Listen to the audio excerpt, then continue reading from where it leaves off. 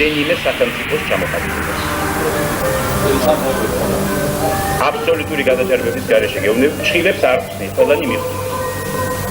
ყველამ დაძაბეთ გონება და განსაკუთრებით ვთხოვთ, ბატონო ოპოზიციონერებო თქვენ, ვინაიდან ეს უახლოეს ხანში გამოიწვევს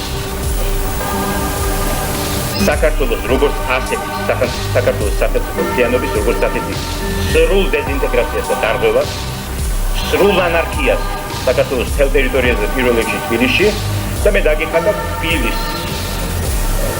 თუ ეს ამბავი მოხდა, აი ამ შემთხვევაში თბილისი გადაიქცევა რამდენიმე უბნად დანაწევრებულ ქალაქად, სადაც იქნება ერთადერთი ხელისუფლება შეიარაღებული ბანდები და მათი ხელმძღვანელები.